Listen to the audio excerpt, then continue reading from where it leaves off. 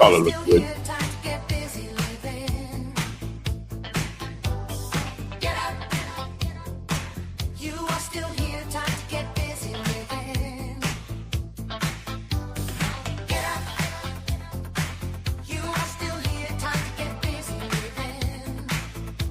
And good morning, Montgomery, Alabama. It is time to rise and shine. Name is Kevin Elkins. I don't know where the name came from. Well, Kevin came from my mom. Elkins, for some slave master or something. I don't know. Anyway, good morning to you. It's time to rise and shine. It's another day. One more. Just one more day. Above the ground. And the ground, not above you. I'd say that's a pretty good thing good place to be this morning, right? I'm your host. We call it decisions because everything we do requires us to make one. And even when we decide not to make one, guess what we just did? We just made one, okay? This is the part of our show where we have our daily bread because that's important. Getting the word from on high. Funny thing about it, Saturday night, I got all my stuff out ready to go to church, and Sunday I got up and thought it was Saturday. I didn't go. I was out in the street, walking, trying to get votes. How did I do that? I went out there, I'm thinking, I'm knocking on everybody's door and nobody's home. How come? But anyway, that's okay. I know why now, because yesterday was Sunday. I must have been tired. I walked Sunday too. I walked Saturday too. That's a lot of walking out there in that hot sun. But I'm I'm a paratrooper. I can handle it. Oh, that's what I kept telling myself anyway. Anyway, we'll be back right after our daily bread. Okay, so don't you guys go any place, because this is the most important part of the show, because everybody goes through things. Everybody does. You can't avoid it. It's part of the magnificent thing called life. And we give you our daily bread to get your day started, sort of kind of give you hope. Okay? So we'll be back right after this. So don't go no place. Right? Oh yeah. Don't forget to elect me. We'll be back.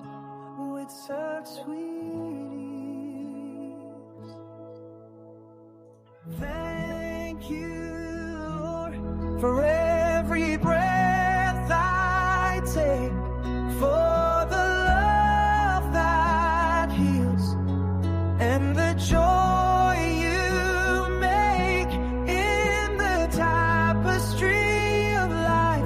I see your grace, every moment filled with your warm embrace. Generous giving displays courageous confidence in God's loving and faithful provision. Our Daily Bread. Today's encouragement from the Our Daily Bread devotional was written by Soshi Dixon. On our wedding anniversary, my husband Alan gives me a large bouquet of fresh flowers. When he lost his job during a corporate restructure, I didn't expect this extravagant display of devotion to continue. But on our 19th anniversary, the color-splashed blossoms greeted me from their spot on our dining room table. Because he valued continuing this annual tradition, Alan saved some money each month to ensure he'd have enough for this personal show of affection. My husband's careful planning exhibited exuberant generosity, similar to what Paul encouraged when he addressed the Corinthian believers. In 2 Corinthians 9, the apostle complimented the church for their intentional and enthusiastic offerings, reminding them that God delights in generous and cheerful givers. After all, no one gives more than our loving provider who's always ready to supply all we need. We can be generous in all kinds of giving, caring for one another because the Lord meets all of our material, emotional, and spiritual needs. As we give, we can express our gratitude for all God has given us. We can even motivate others to praise the Lord and give from all God has given them. Open-handed giving, a lavish expression of love and gratitude, can demonstrate our confidence in God's provision for all his people. Today's Our Daily Bread devotional scripture reading is from 2 Corinthians chapter 9, verses 6 through 15. Remember this: whoever sows sparingly will also reap sparingly, and whoever sows generously will also reap generously. Each of you should give what you have decided in your heart to give, not reluctantly or under compulsion, for God loves a cheerful giver. And God is able to bless you abundantly, so that in all things at all times, having all that you need, you will abound in every good work. As it is written, they have freely scattered their gifts to the poor. Their righteousness endures forever. Now he who supplies seed to the sower, and bread for food, will also supply and increase your store of seed, and will enlarge the harvest of your righteousness. You will be enriched in every way so that you can be generous on every occasion, and through us, your generosity will result in thanksgiving to God.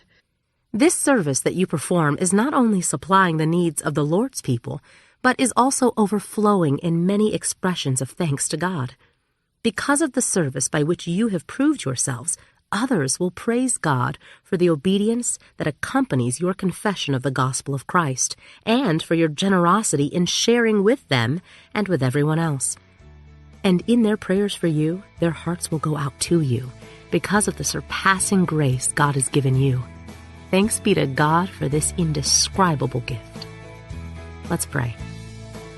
Lord, please help us trust your abundant love and generosity, so we can give to others as you so faithfully give to us. In Jesus' name we pray. Amen.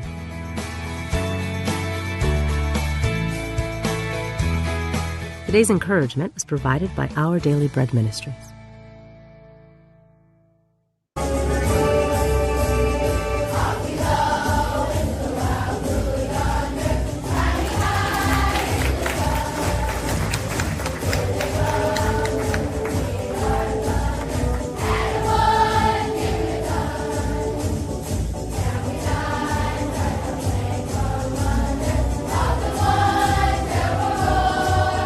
Well, it's time to rise and shine, people.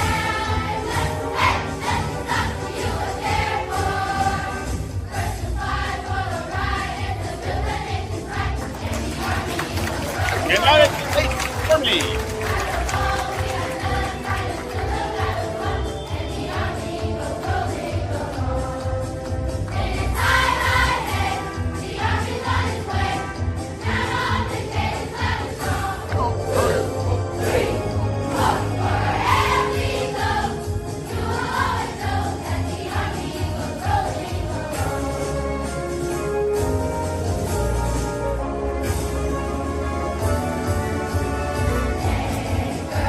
The United States Navy.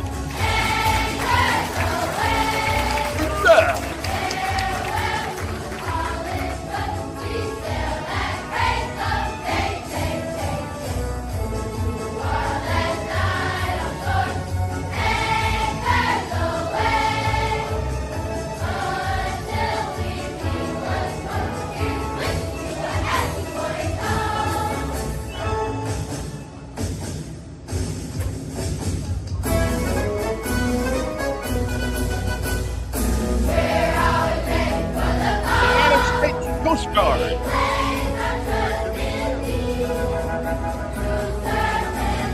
Whose motto is Super Karate, which means always ready.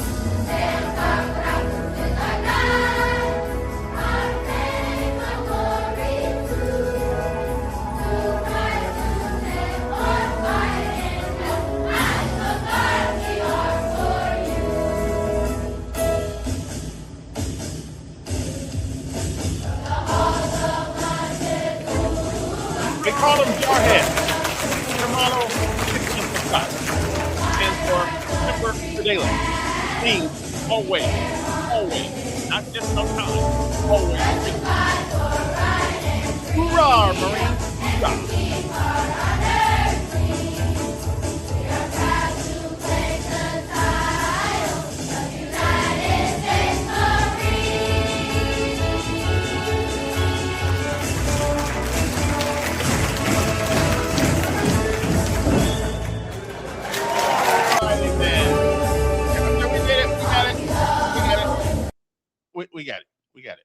Okay, now it is Monday, and normally, on Mondays, which is it's Monday, and so what we do is for a couple of minutes, we take time to meditate on what I'm going to play you guys this morning, and you've heard it before, but this is one of those things that I think it's, I don't know, 4 or 5 minutes, whatever the case may be. It's one of those things that never ever gets old. Okay. And it is called the power of words. And it is very, very powerful if you think about it. Because the one thing we're all going to do today, there's one thing we're all going to do today. We're all going to say something. And sometimes it is not what we say. Sometimes it's how we say it. You know what I'm saying? It's not necessarily a bad thing, because I've been getting in trouble for a long time by saying things that, in a way I probably shouldn't have said. Okay, so I've had to apologize a few times in my life, because after you listen to it, you say, maybe I just shouldn't have said it that way. Because everybody you meet today, everybody that you meet will be going through something. Everybody will be going through something. Maybe, just maybe, you can share a word or two. And I want you to think about this today. You can share a word or two that would actually brighten people's life up. They could be thinking about harming themselves. But because you, not me, not anybody else, but because you said a word of encouragement to them, it gave them hope. And when there's hope, well, that's enough to move mountains. Okay? So we'll come back. It is called the power of words. And I want you to listen to this. Then we'll be back. And we'll talk about my journey through this election thing. What's going on. Anybody hear about the young man in Mississippi that ended up... That one kind of confuses me a little bit. I don't quite know what's going on there, but I hope we get down to the truth of it. We will. Montgomery, we got issues here. The mayor wants $375 million. He asked me the other day what I'd vote for if I was on the city council. I told him no, I wouldn't vote for it, not right now. I'm not sure that the meta thing that they put in all these, that's going to consume all of this power, I'm not sure that some of that's not going to come our way. I'm just not sure. I mean, we got a hard time right now paying rent because it keeps going up. But we'll talk about all those things later on. The power of words. That is our message for this morning. Stay tuned for it, and then I'll be back, and then you guys can talk about how did I lose a day yesterday when I got up ready to go to church, and by the time I came out of the bathroom after taking my shower, I put my clothes on and went walking the streets asking for votes. I thought it was Saturday. I know today is Monday. Okay, I know today is I got this one good. I got this one. We'll be back right after this. Just about everybody that you encounter is often going through something that may not be obvious from the outside, but they're facing a battle on the inside. Everyone that you come across is facing some type of battle in their life. I hope that you'll embrace that you have no idea what God might do through a single word of encouragement. You have no idea how God could use you to offer someone hope, to build someone's faith. And I don't know about you, but there is so much negativity in the world today. I can't open up my social media feed without being discouraged. I can't read a news app without just being depressed. I can't talk to people with all the heartbreaking news in the world without being disheartened. And so many people in a polarized world can be so incredibly critical, so undeniably hateful. I think it's time that we as believers step in and lift others, bring words of hope, bring words of encouragement, because the words we speak are filled with power. Our words can build up, or our words can crush. In fact, Scripture says in Proverbs 18:21 that the tongue has the power of life and of death. I want my words to build your faith, to strengthen your confidence, to believe that God is for you, that He's with you, that He'll never leave you, He'll never forsake you. He's working in you. If it were up to me, I would encourage you and build your faith, because everyone, you see, is facing a battle that you don't know anything about. The Scripture tells us that life and death is in the power of the tongue. That makes total sense. Because if you'll just stop for 1 second and look back over your life, I guarantee you that every one of us in this room have got at least one instant in our life where we know we have seen the power of the tongue produce death. Death to relationships, death to jobs. How many people you know have been fired because of their mouth? How many marriages have been destroyed because of mouths, because of the tongue?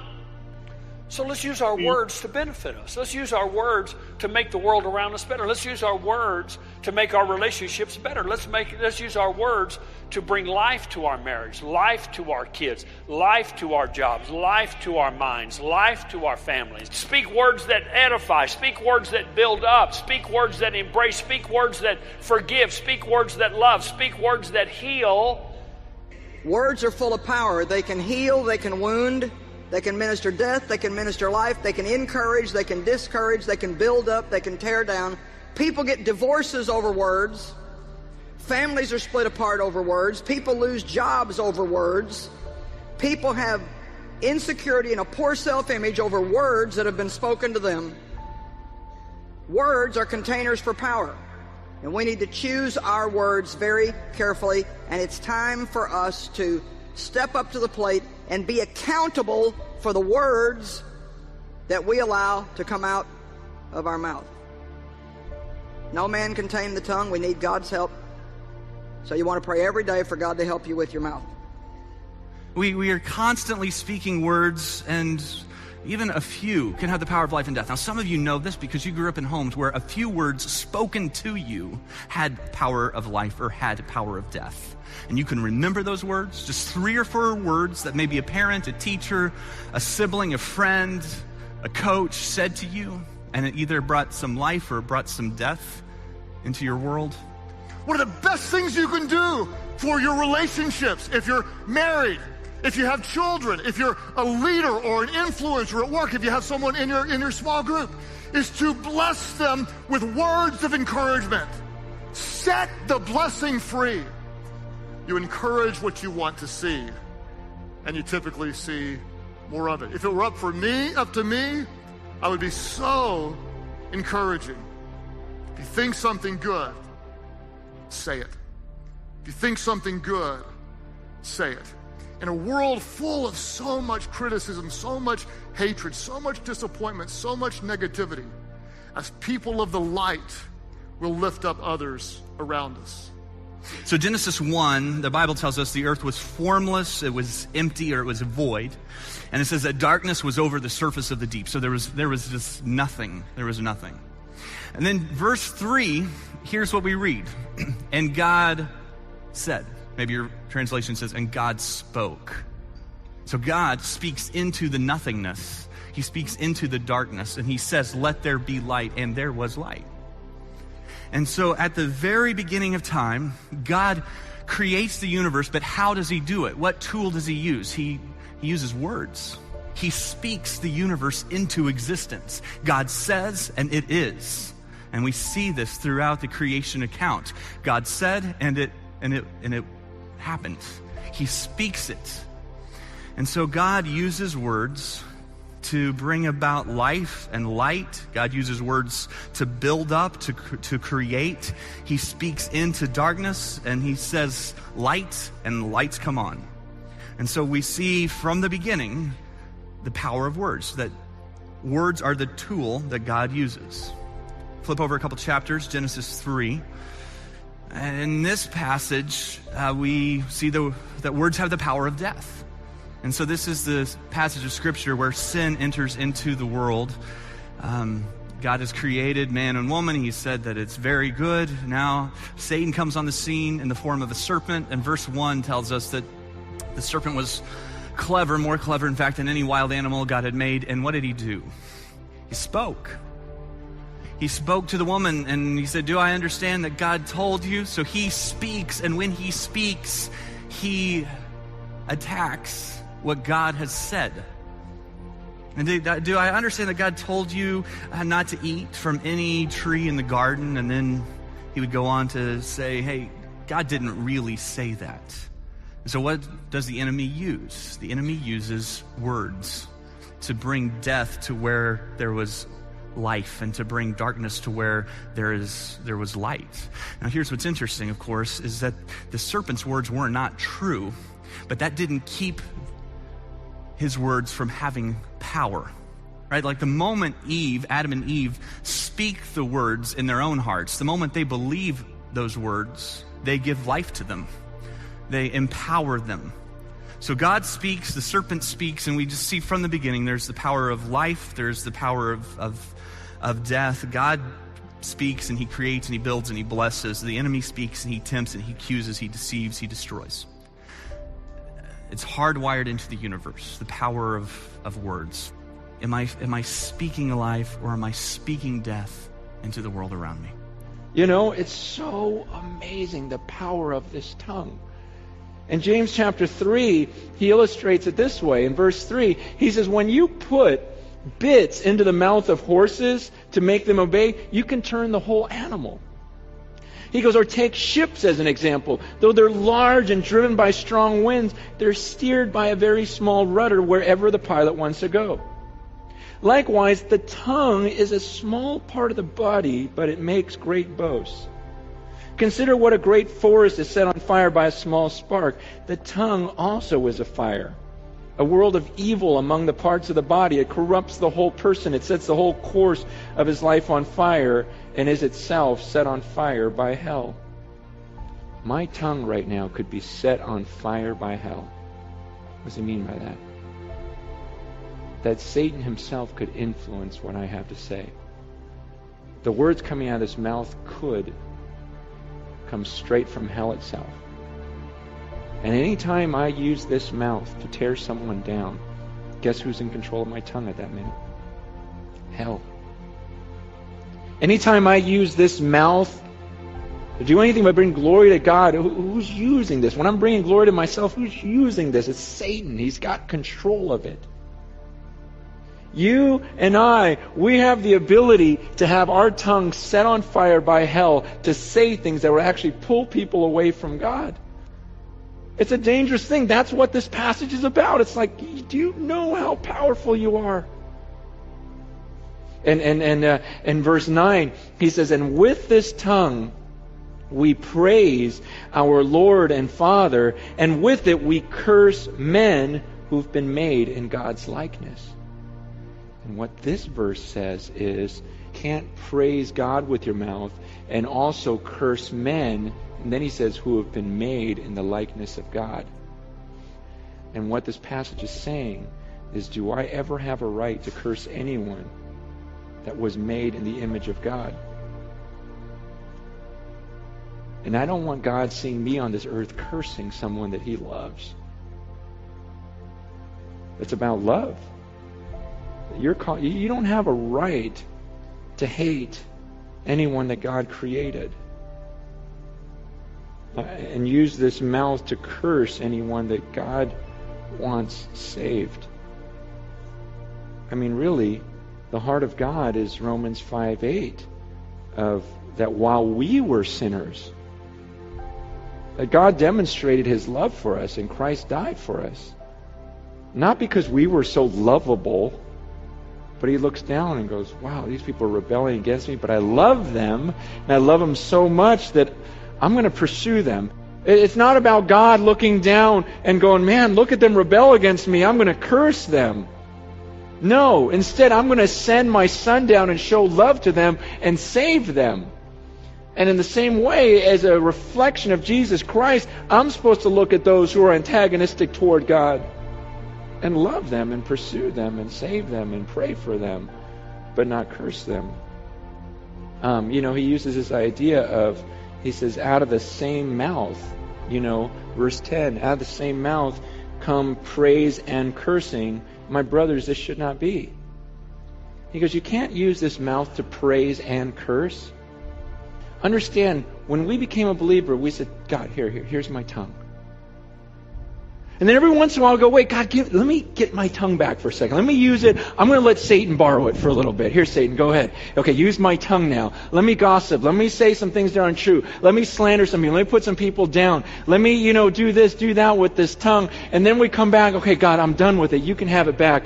You just gave that to Satan to borrow for a little bit, and then you give it back to me and you take it back. He goes, you can't let us both use this tongue. Man, whose is it?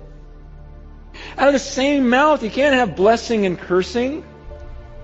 Why do blessing and cursing come out of your mouth? Because there's blessing and cursing in your heart. You need a new heart. You need God to change who you are. This message is not about biting your tongue and offering lip service. I need you to change my heart. I don't want anything to come out of this mouth that doesn't honor you. This tongue was created by God. God made it. Colossians 1:16 says, all things were created by Him and for Him. Why did God make this tongue? To praise Him. I really believe that we open doors for the enemy through complaining. God gave us our mouth for one reason, and that's to glorify Him. You have a mouth to glorify God. Amen? And that's what we need to use it for. I think so often we talk more about what the enemy's doing than we do about what God's doing. We don't need to talk fear. We need to talk faith. Why? Because our words are powerful. Our words are containers for power. Your words can carry your faith to the kingdom of God and release angels to help you, or your words can carry your fear to the kingdom of darkness and just release more trouble in your life.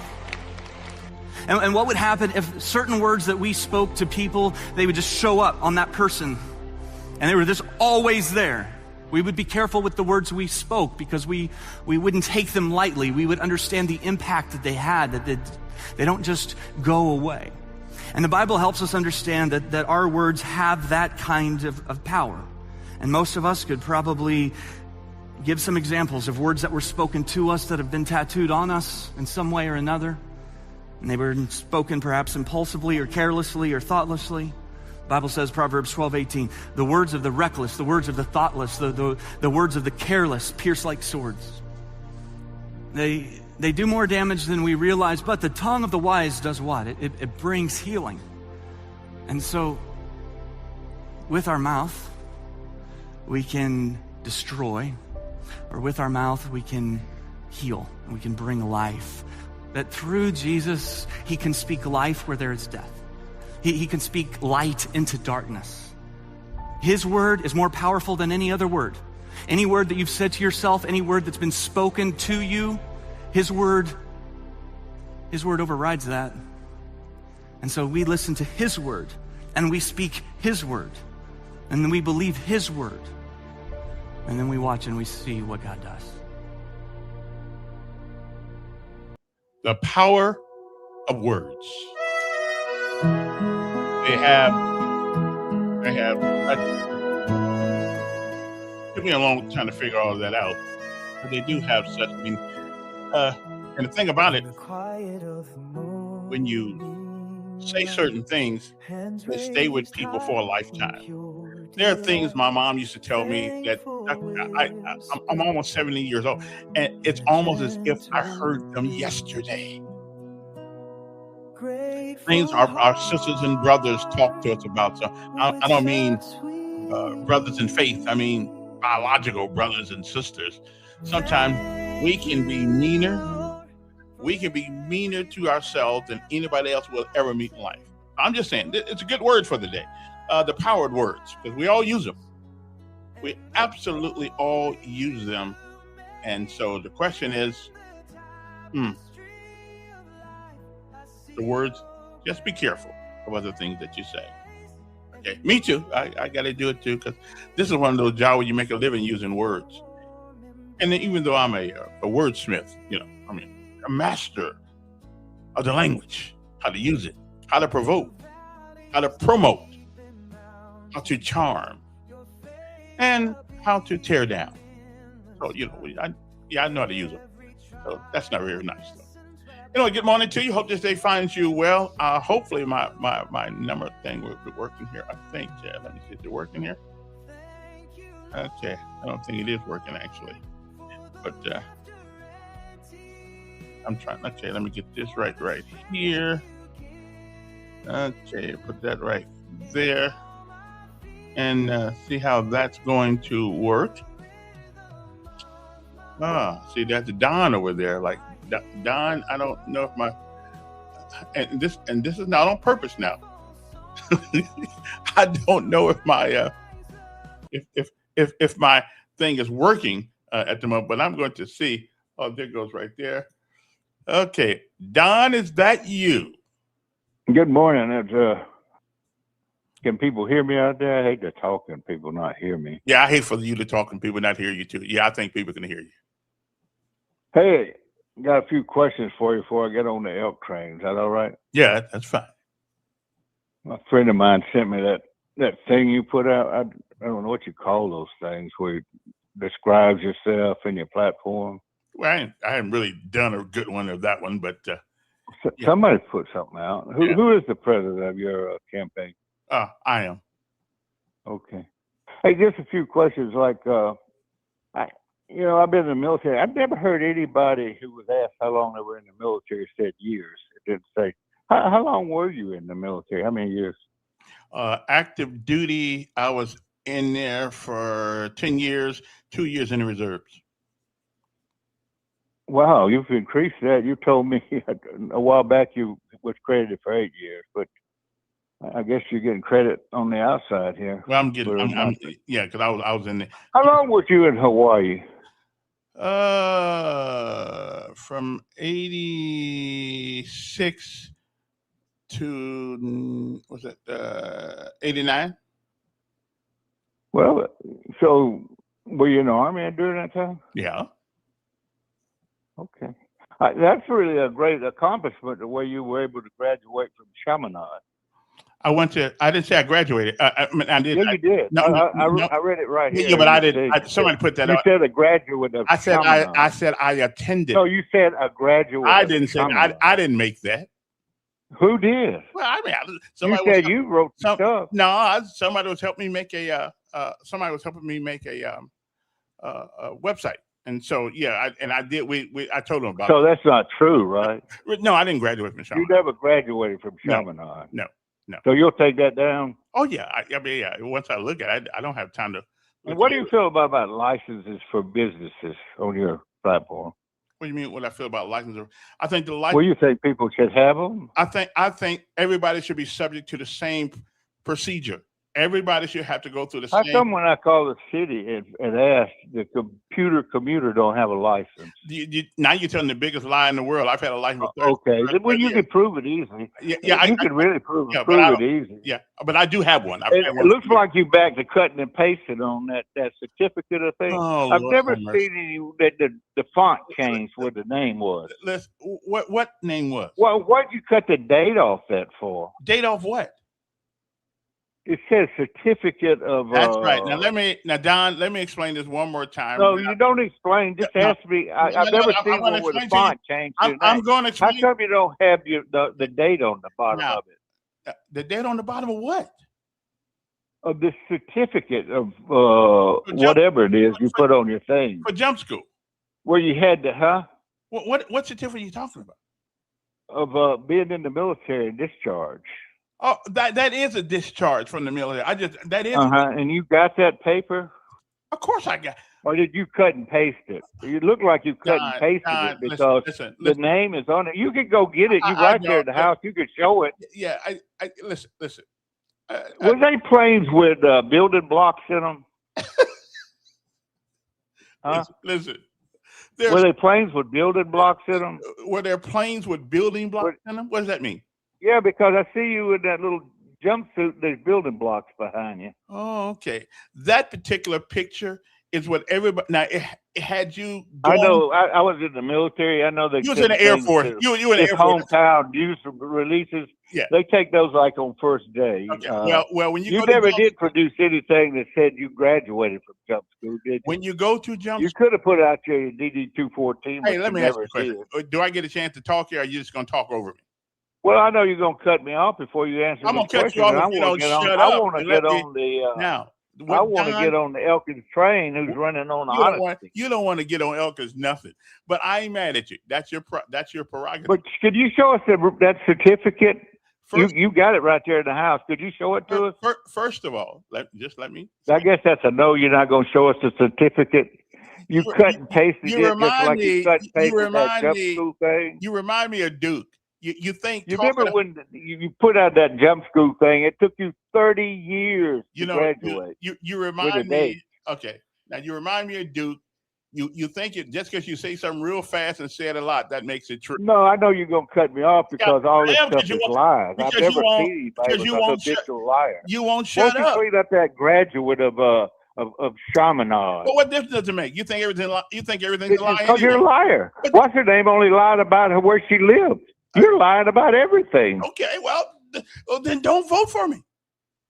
Well, I wish I could, but I'm not in that district. Okay, well then what you worried about it for? I would love to vote for you. I'd love to campaign. I'd like to put out flyers and everything. I hear you. I've never seen a man that's just so narcissistic than this guy is. Anyway, I'll get my that one thing. And on my paperwork, it says I attended Chaminade. I did not graduate because I was on a boat unit in Hawaii, and I took the night classes. And every time I turned around, I'm on a ship headed out to the Big Island or Kualave or Maui or someplace. I'm headed on a ship. I said, forget it. I didn't have the time to do it. I never said graduated, my friend. Now, the guy who put up my website said graduated, and I didn't. So I saw that the other day, and we are in the efforts of squaring that away. Okay. Let me see here now. Okay, but you put yourself out here for the public, and you'll have idiots asking you dumb questions. So I guess you just got to put up with it. So that's just what it is. Hey, Simply Days. Good morning, Mayor. Good morning. Well, you got three choices. How to identify? How will you identify as a politician? Are you going to be a old school Democrat? You going to be an old school Republican, or are you going to be a socialist of the American Socialist Party? Which one of those three do you probably identify with? Well, I don't really identify with either. To tell you the truth, I'm the guy. I get hit from both ends. Somewhere in the Bible says something about let your yeses be yeses and your noes be noes, and don't be lukewarm, because then you get hit by everybody. I'm more of a lukewarm kind of guy. I sat in the middle of just about everything. Each one of these people, each one of those groups that you just named, have good parts and bad parts. Some have more bad parts than good parts. Some have more good parts than bad parts. So I will look at every issue and see if it makes sense, if it follows some train of reason, like Aristotle, Plato. Does it have any reason to it? If the reason is fundamentally sound and it not only affects everybody, but it is to the good of everyone, then I could probably go along with it. Like the mayor asked me the other morning when we was on the show, he said, "Would you vote for the $375 million bond issue?" I said, "No, I won't. Not at this time. We already got enough. We already owe enough money." I mean, it depends on the issue. I'm like Mahatma Gandhi said, "I love Christianity. It's just some of them Christians I can't stand." Well, I like something. I like something about the Republican Party and something about the Democratic Party. Scott Beeson said something that I won't ever forget. He said, "It's not that Democrats are wrong about the problem. They're always wrong 98% of the time about the solution. Republicans are not always wrong either. They are right about the problems too. The question is, sometimes their solutions not that good either. So, well, you are well qualified to be a politician. You have passed the test. but that's really the way I am. That's really, and I've always been that way. I can't deal with people who believe that a man can turn himself into a woman and a woman can turn herself into a man. And also, I can't believe that we ought to put people in jail for marijuana for 40 years. I just think that's crazy. So, Mayor, you started the show off on a positive note with the words have power. Right, the words have the power of words. Two people. If you think about it, how much power they had in their words. One was Tokyo Rose, and the other was Hanoi Hannah. Yeah. But both of them used their voice to demoralize. Right. The troops. And so dissension amongst them. And to tell them the casualties, that they couldn't win the war, and to get them to surrender and give up. Right. Words have power. And when those soldiers are over there, when those airmen, when those people, when they're over there, they're hearing negative words coming from their own politicians. Not Tokyo Rose, I wonder how that affects them. Oh, well, I'll tell you something. The colonel, colonel, the Air Force, he was in the Army, he'd be colonel, in the Navy, he's a captain. Kelly, I think what they did was just, it's almost treasonous. What they did to those troops, telling them you don't have to obey the orders of the President of the United States if you think they are illegal. I mean, what he as a Navy officer, I think, and they did punish him, and I think they ought to took him down a stripe. I mean, down a rank. But words matter. Words matter. Hey, you brought up the mayor that was on the other day, and appreciate you getting him on. He made a couple of statements. One, he said Montgomery's growing. Did you catch that? No, but I talk a lot, so. Well, he said that, and if you look at it, in 2010, Montgomery reached its peak population of 205,000, and today we have 195,000. And in 2010, the Montgomery school system reached its peak of over 31,000 students, and now we know he's sold off buildings. So I'm just trying to track his logic about Montgomery's growing. Huntsville has passed it, and I'm just trying to follow that logic about its growing. Well, I think it has the potential certainly to grow. We need to get more people in Montgomery, I think, and start collecting more taxes. Now, I'll tell you what I am for it. I know people are going to be on my case about it, but I am for a what do you call that, commuter tax? I am for that. People coming here making all this money and then leaving out here not paying for the roads and the stuff that they use. I'm for that. I forgot exactly what the occupation of that. Well, you call it a commuter tax. I'll call it a workers' tax. Okay. That you're and the IRS, everybody takes your money for working, and right. State, county, and now just the city will too. But the thing that really, it's 1% though, and you can write it off, so you get it back.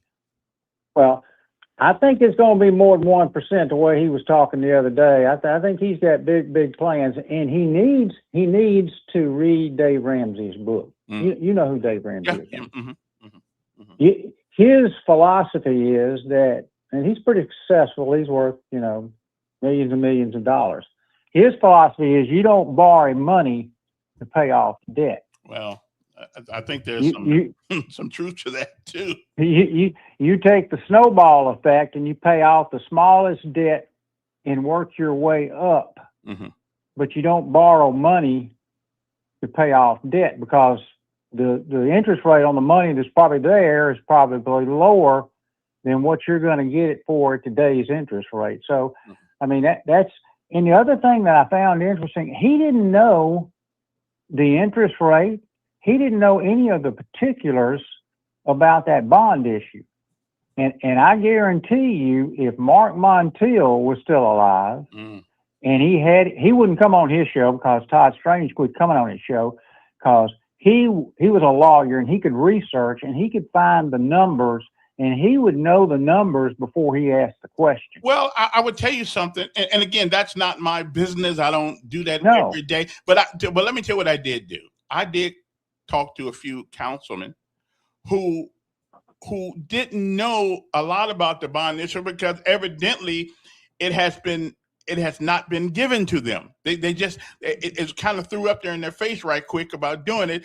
And when I looked at it, just about everything on there was ambiguity attached to it. Buildings or this or that, nothing specific on there. And $375 million, we need to be more specific about what exactly we're going to do with the money, because my understanding was we was going to use the old advertiser building and, sort of spruce it up a little bit. I can't see taking $200 million to spruce up that building. I mean, my Lord, you can make a lot of things for $200 million. Well, with any of these big bills like this, they're not going to tell you. They're going to present it. This is what it's for, primarily. But then we got these other issues, and I wish, if you go down Perry Hill Road and you hit Atlanta High, it's so rough in there. And if you go down the surface streets, not the main streets, but the surface streets, there's so many of them that have got potholes. There's so much. Walking trails could be put in. There's so many places that you could beautify the city, make it more appealing to the eye. And how many military families have come to the mayor? How many young families that said, I want an arena downtown before good schools and public safety? Of course, you can't do any of that unless you have the money to do it or the wherewithal to do it, which means you still end up going to somebody for the money to get it done. You're absolutely right, Mayor. And just like with Dave Ramsey, you cut back. You either increase your income or you cut back and you attack the smallest debt. But they're not cutting back. And every time you turn around, he's going on a trip somewhere. And they need to think about what they're doing with the taxpayers' money. And as the former mayor, the Strange mayor, said, "Oh, $1 million here, $1 million there. What's the big deal?" I do believe one of our guys just said online, said, why not let the people vote on it? I think that's a good idea. That way, bingo, Mayor, bingo. Yeah. That's what I told him on the phone. Why don't you put it before the people and let them vote? That's what they did in Miami. They got donated this big golf course, and they didn't know what to do with it. So they went to the people and they gave them 3 or 4 options. Here's what we'd like to do, and the people voted on it. And that way, everybody gets skin in the game. Everybody's got skin in the game. If it works, great. If it don't, hey, we voted for it. Yeah, you don't have one rich woman coming to the mayor's office with her daughter and saying, we think a water park would be a great idea. I still think the water park was a great idea. I don't know if it was a great idea in Montgomery, but it's a great idea. At least we're not talking about race when we get into water, because everything we got around here that's an attraction has something to do with the bad people of Montgomery back in the day. An aquarium, freshwater aquarium, is not one. There's not one in the state of Alabama. You could have gone to it 7 days a week. Grandkids, grandparents, everybody could have enjoyed it, but that wasn't the rich woman. That wasn't the rich woman's idea. Yeah, I would love that. I love the water. I mean, don't like getting in it. Don't want to deal with sharks or anything like that. But I love the aquarium thing in Atlanta. Yeah, it's an educational thing for young children, older children, everybody. Have a good day, Mayor. All right, yeah, appreciate it. And again, on the other end of this, we all got great ideas. We all do. From the guy working at McDonald's, getting off at 11 o'clock at night, to the executive that works downtown at the with Bronner. I mean, everybody's got great ideas. Everybody's great. You know, I don't know if we need a wrestling thing. I'm sure we don't need that. Everybody's got great ideas. What's up, Top? Good morning, Councilman Elkins. Yeah, go right ahead. I'm just practicing. You do what now? Is tomorrow the ending, the 14th? Tomorrow is tomorrow's the last day of qualification. Right, and then we'll see on next. We'll probably see on Wednesday. Right now we got 15 people. I imagine we're gonna get about 20. So we're real close to getting done to $400. Yeah, we really are. So he's going to owe you 200, and I'm going to get my 200. Yeah. And my 200, I'm going to contribute to the Elkins campaign fund. Well, we appreciate that, and all those who want to contribute. Do we have to wait to September before you're on the ballot, or the end of qualification closing day? No, it's in the qualification, because I mean, at that point they got to print up the ballots, because the election is what be 45 September days 1st? Yeah. So, yeah, they got to print them up. I got you. They do. Mm-hmm. I got you. So he said you wouldn't qualify, or you wouldn't be on the ballot? No, he said I wouldn't be on the ballot. Okay. Yeah. So we have to wait until the ballot is printed before we collect our money. Right, before we collect our money. Yeah. Sorry, Elkins, I want to ask you your opinion. I don't know if you have it on your campaign website, your position on the Citizens Review Board. I'm for it. Because are you for it? I am for it. Now, can you tell us why? Yes, I can. I'm a great articulator. I'm not for it to have an extra layer of management of the police department. We don't know jack about being a police person. But what I am for it for as a means of communication between the citizens and the police department. Because what we mistake as morally wrong, it may be legally right. Okay, so the police have to do things that we don't have a clue about. Well, I don't know anything about training, but I do know one thing. There's always misunderstanding between their technical jargon and what my ears hear. When I'm looking on TV and the guy getting beat the hell out of with a billy club, I mean, listen, I don't. What I'm seeing is somebody getting beat with a billy club and without any other information, but I don't like what I see. Okay. So kind of like ICE out in Houston. We heard that the guy was using his van as an instrument, and then they had no body cameras, they had no dash cameras. Then we see citizens ring cameras where ICE is actually running behind the van, chasing the vehicle. So the facts are not always as law enforcement tell us, right?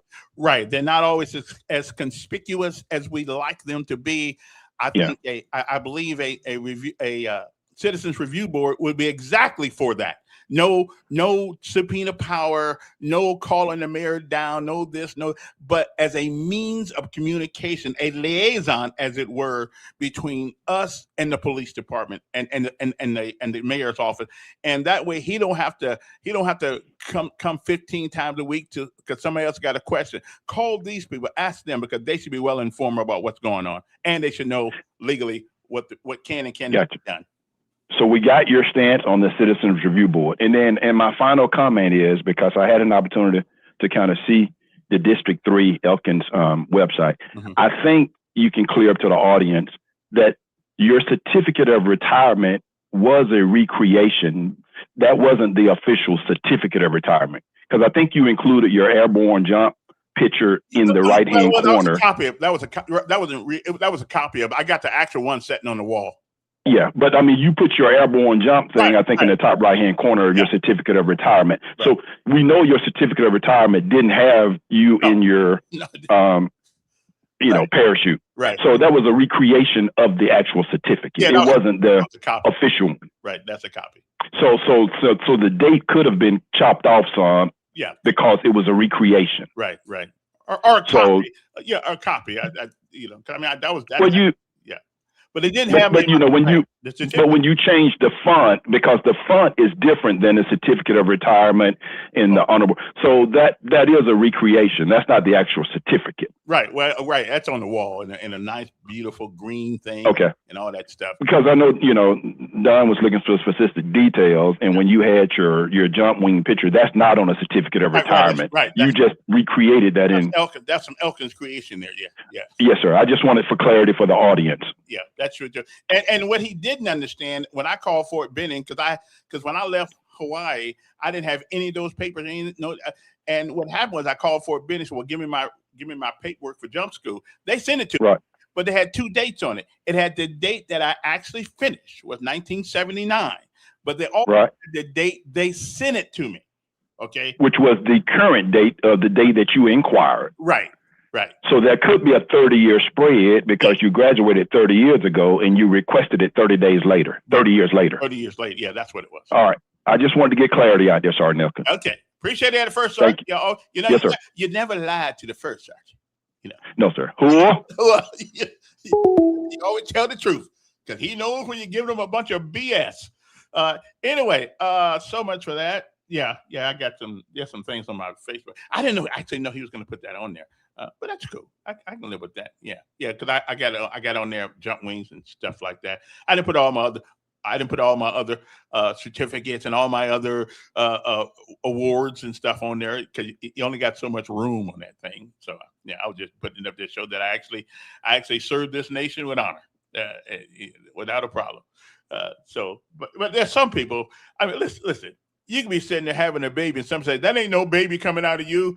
That's just a tumor. I mean, you can't please everybody, and I got to tell someone, if you're going to get involved in politics, you certainly need some thick skin. There is nothing you can do or say that anybody's going to believe, and so you just gotta chalk it up to ignorance on their part, not yours, but on their part, especially if you're telling the truth. Not a problem at all whatsoever.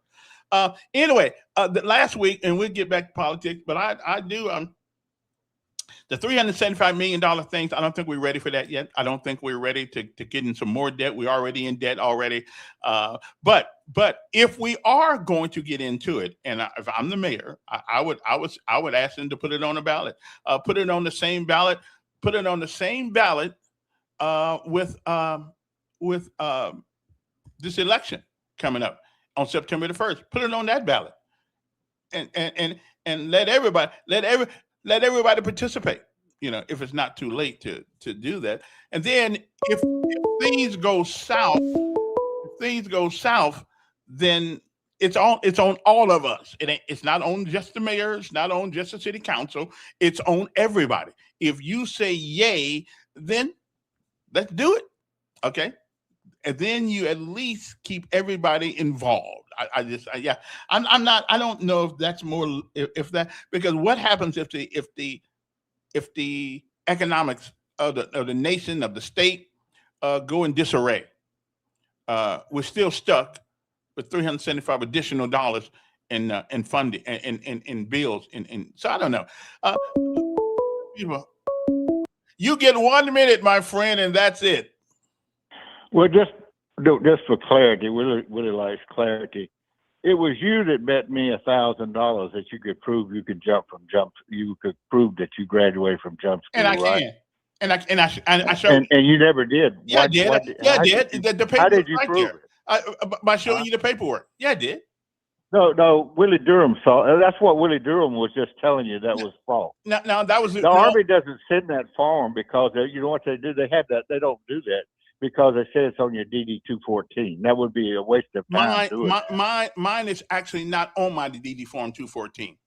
I know, because there's a reason for that. You didn't do it. No, but you're the one that bet me $1,000. Wait. The reason if I owed you any money, it would come from the $1,000. You do owe me. What? They don't send. They don't send. What about the $1,000? Wait a minute. They don't send. Willie, ask Willie. Willie just told you didn't. They do not send you. They do not send you paperwork from Fort Benning on a fraud, on a fake. But what happens is that, and I did not know this until a few years after I had retired. I did not know that the DD Form 214 is made locally. I thought the DD Form 214 came from DA, Department of the Army, at that or Department of Defense. I didn't know they do it locally. I wonder how many people have got their DD Form 214 and did not have all their stuff on it. Huh? A lot of people. And since I never had a job where anybody paid any attention to a DD Form 214, I didn't worry about it for years. I'm just not. It's not. As long as I got the paperwork from Benny, that's all I really cared about. As long as I got pictorial evidence. I got friends who remember me from there even up to this day. I don't paperwork is paperwork. But anyway, so just in case you guys don't know this, DD Form 214s don't come from DA, Department of the Army, or Department of War, whichever one to call it now. They are made locally. So your little clerk typist, okay, who sat in a room someplace on base and do your stuff, if they don't have all the information because they haven't done their due diligence, then you don't get it on there, okay? And my jump wings and a couple other schools that I went through are not on there. And I didn't worry about it because don't nobody care anyway. The only people who care are the ones who want to make you look like a fool. And Don's got a long way to do that, okay? Yeah, he was stupid. Yeah, he was. Yeah, I don't care what you say. I'm not changing who I am and what I think because I'm running for office. I'm still the same person there, John. I don't care. It's all about truth. And if you can't tell the truth as a politician, then you don't need to be a politician. If you want everybody to agree with you, then that's crazy. But you know what the word stupid means? The word stupid means having a mentality of a third grader. Okay? That's what it means. It's not necessarily derogatory. There are people who are mentally deficient and mentally undeveloped, okay, who has the same characteristics of a first grader or third grader. And unfortunately, that's the way life goes sometimes. But one thing I learned about this crap, I'm not going to say what you want me to say because it sounds good. We just tell the truth, okay? Tell the truth. I was talking to some folks yesterday. I said, you guys, not yesterday, a couple of days ago, they said, you want to hear what you want to hear and not what you need to hear. Okay? Everybody wants to hear what they want to hear. Every person that's run for public office will tell you what you want to hear. Okay? What you want to hear. And then you find out later on, well, it can't be done. Well, some of my constituents are stupid. Okay? Yeah, they are. They are. I mean, you can have your opinion all you want to. There are some stupid people out there. Okay? And that's just the way it goes. There's stupid people out there. You don't got to believe what I believe. That's just what I believe because I've talked to a bunch of them. And they're kind of stupid. Okay? Like here's one. Well, maybe stupid is a bad word. Uninformed. Anybody who believes that the city of Montgomery has something to do with education, you're uninformed. The city of Montgomery has nothing, no policy-making procedure, no policy-making power. Even if you call downtown the Department of Education, they're probably going to just ignore you. If you call the board, they don't even have to call you back. Okay, we talk about things that we have no purview over, and education it always comes up in any, and I will not be surprised if when we have this big get together on August the 10th that the KK Militant is right with, that somebody will come up and say something about education. Okay, they have nothing to do with education except getting your kids to school. The schools happen to be in Montgomery, the city of Montgomery, but it is the county that runs our education system, and not even the county commission. Let me say this one more time.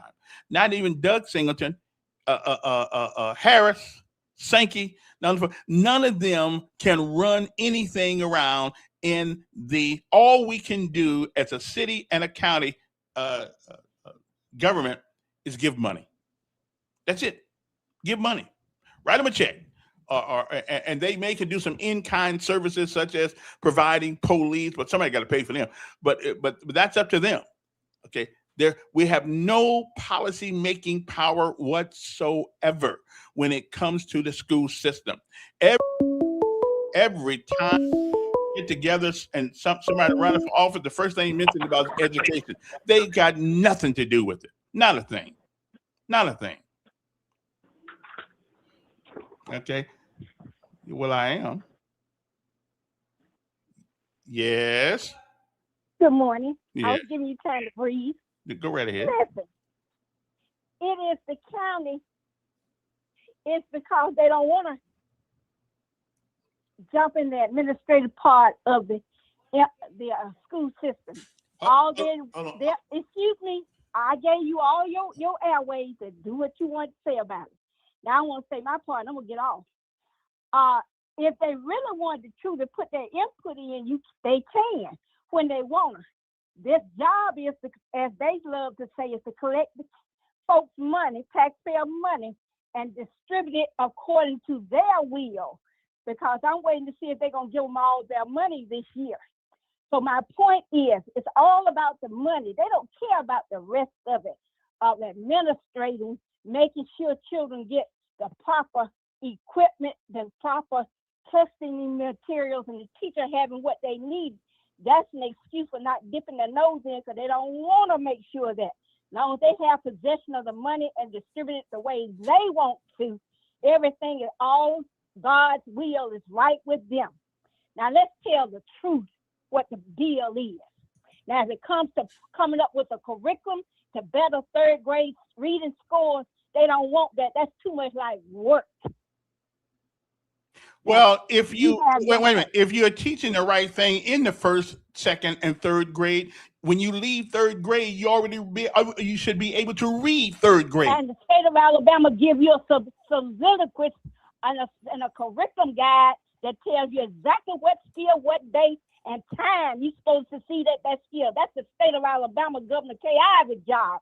Superintendent. Wait a minute. This happened before Kay Ivey. I mean, this happened before Kay Ivey. Okay, so I just want to make sure I'm understanding this. So if you graduate the third grade, doesn't that mean you have efficiently passed the requirements such as reading, writing, and arithmetic at that level? And yes, and she has a test that says that now. And now the test is, there is no exception to the test this year.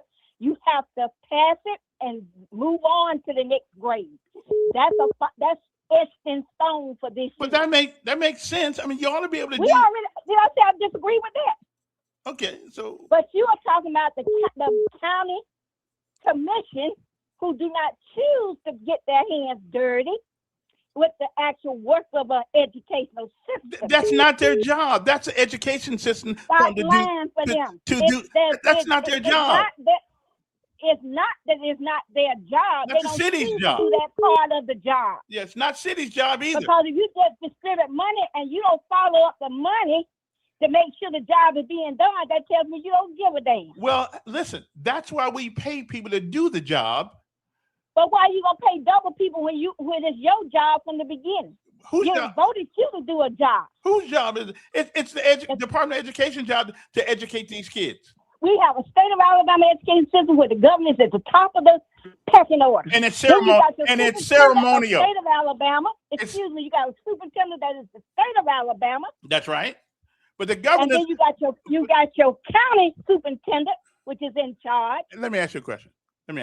If by some stretch of the imagination, let's be hypothetical here. Hypothetically, if Jamel Brown had won the governorship, he would have been ceremoniously on the board of education of the state of Alabama. He would have been the board of education. He would have been just like the regular governor. Wait a minute. My point is, hey, hold on. How the hell you can talk about Jamel when you got Trump at the head of the state, the whole United States? I'm only worried about what goes on in Alabama. No.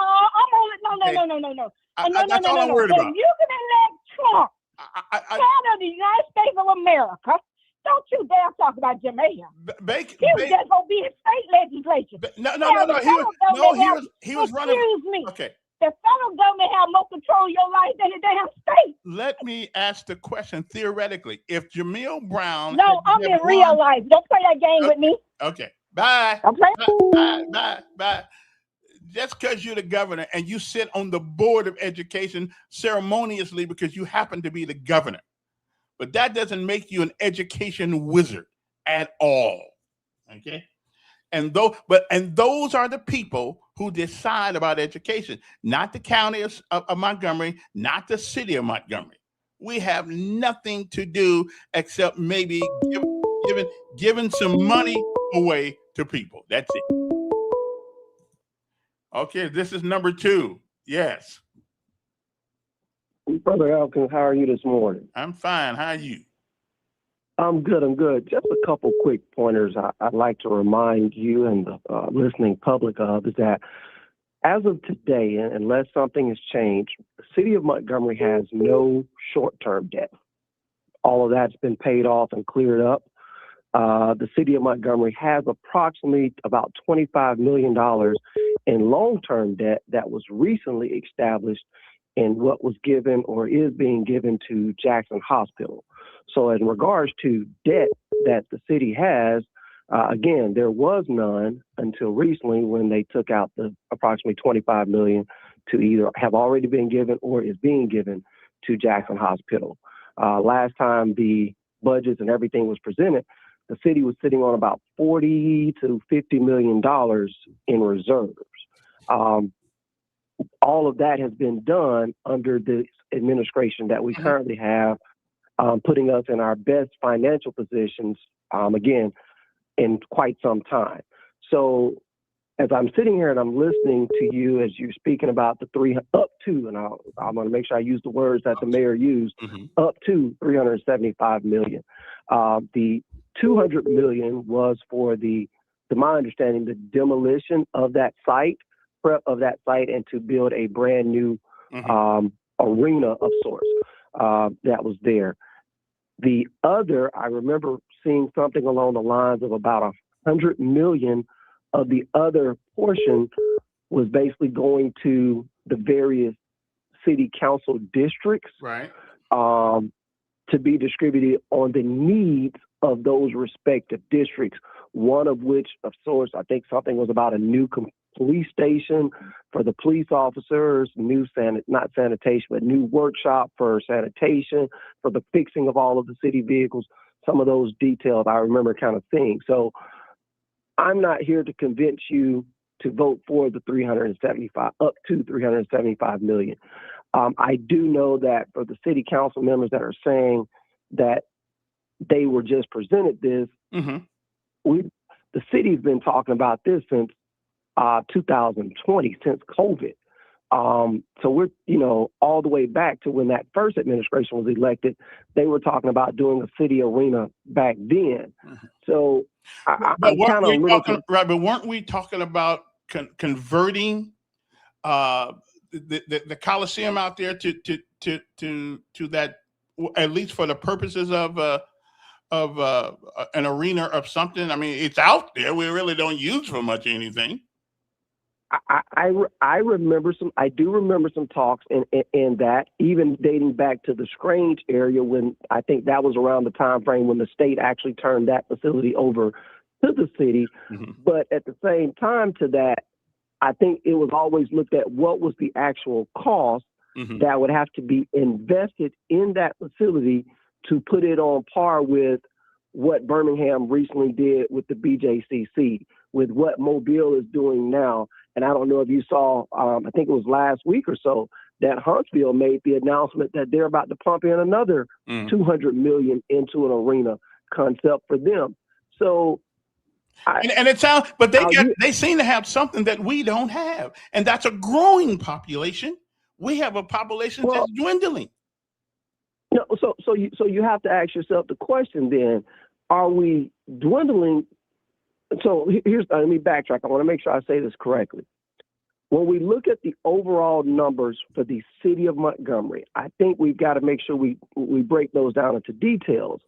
There's areas that are part of Montgomery that were once considered a part of the population of just the county. When you look at those actual county metrics, we're going to get away from the city numbers. But if you look at the actual county numbers, the county hasn't really grown that much in that same time span as Mr. Dave gave. Look at the county numbers. What we've done is we've established an entirely new metropolitan, a new city in here. So a lot of people are just, now that we're in the county, are now in an official city. And some of those people have basically left Montgomery City and moved to Pike Road. When we talk about what MPS, I mean, Dwayne Ferry, candidate for Montgomery County School Board, District 1, when he talks about the peak of where MPS numbers were, yes, let's go back and look at what that peak was. But we've also seen now we have Pike Road has a whole school system. So those numbers have basically shifted from where kids who lived in Wall and Mount Meigs and out in the rural counties, they had no choice but one school system. Now they're all being broken off into two school systems. We didn't have charter schools back at that time. Now the state has invested and pumped in $1 gazillion into giving us the Choose Act, which allows kids to choose, parents to choose where they want their kids to go. Let me ask you a question. Let me ask you a question when it comes to that, and you just, if you can give me an honest answer, your honest answer. Would people pay extra money each month out of their check to send their children to private school if they got the same quality of education in our regular schools and remind you, they are still paying for regular schools even after the additional expense of sending their kids to private school? If we could get the same education, the same standard of education in public school, there wouldn't be a need to have all these charter schools and all these school systems. Would you agree with that? I disagree. Okay. And why would you disagree? All right. Because we're people, we're individuals, and we all like our own choices. So we live in a country where we like to separate religion and government. So if I have a fundamental belief of this particular religion, and that is a part of their teaching in this particular environment, well, I may want my child to participate in that, whether that be Catholic, whether that be Church of Christ, and so on and so on. So I believe that regardless to if MPS or Pike Road and everybody were in a school district, then there would still be a reason for people to choose Catholic Montgomery, Alabama Christian Academy, Valley Cross, because that is a choice for those people. It feels a unique market. It's no different than me or as my great friend Willie Durham, who has State Farm. State Farm and Farmers offer the same products, but the people choose because of something unique to what they desire. It would be no different. Is it I'm just. Is it reasonable that people who barely making it will sacrifice $1,500 a month to go to a private school if our public school system reach the same height of excellence that they do? Kevin, you could ask the question a million different ways. My answer is still going to be yes. I just totally disagree with you, brother. Yes. My son, let me give you my own personal. Our son went to private school for 8 years. 8 years. So then when he got in the ninth grade, I said, oh, enough of this. We are paying for this school down the street, but we can't send him there because the quality is not as good. Not the quality of education, but the environment in those schools. And you cannot tell me there's not a difference in environment in public school than in private schools. There is. In public school, it's one of chaos, at least what I've seen in my 4 years. My son gave me absolute hell every day about what he had to put up with in the school. He said, my teachers are fine, but the environment absolutely sucks. So I'm just telling you, there's something wrong with public school. If you'll allow me to pull a Don for a moment, and I'm going to interject and cut you off on your show. You're painting with a broad stroke. You're painting with a broad stroke, and that is what has been done to MPS for far too long. is that we paint with broad strokes of MPS. We want to recognize and give MPS credit for the lamps, the BTWs, the Floyds, but then we want to paint we don't really want to recognize them as much. We want to make them sound as if they're so unique and different, but then we want to paint with a broad stroke on the few incidents that happen and say this is what MPS as a whole is. We can't do that. We can't. That's a narrative that's been painted about MPS for far too long, and that's something we've got to stop today, Kevin. My son just graduated last year. He just graduated last year.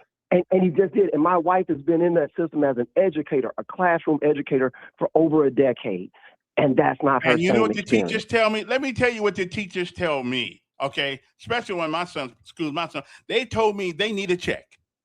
Until they put up with rules that make no sense. The kids cuss teachers out. They send them to the principal's office. Their principal sent them back.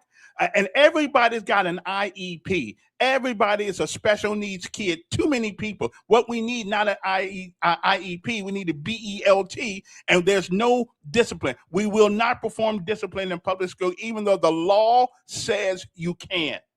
I'm just telling you, I hear you. You got to support it. But I'm just telling you. Councilman candidate Elkins, Yeah. I hear you, and I understand the words that are coming out of your mouth. Mm-hmm. I'm saying to you is that we have painted MPS as a whole as a negative experience for education for far too long. You just played in it, and I loved it, and I hope you got my message. I was asking you to send me that very message that you kicked off your show with about words. Yeah.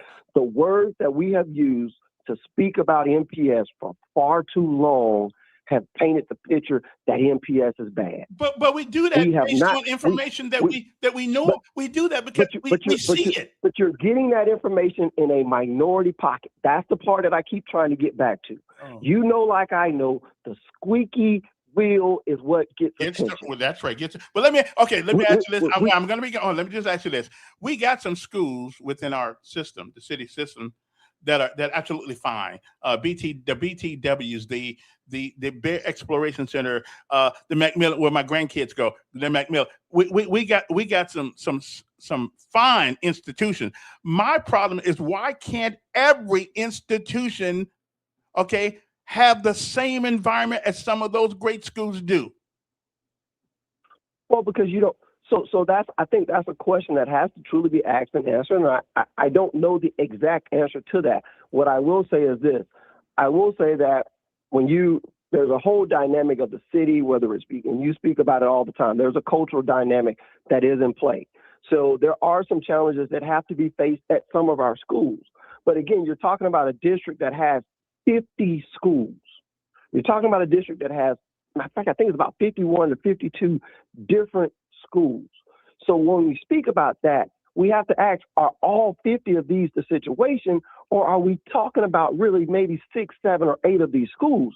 You don't hear problems. No one ever, I have heard nothing where anyone speaks of how bad an elementary school is.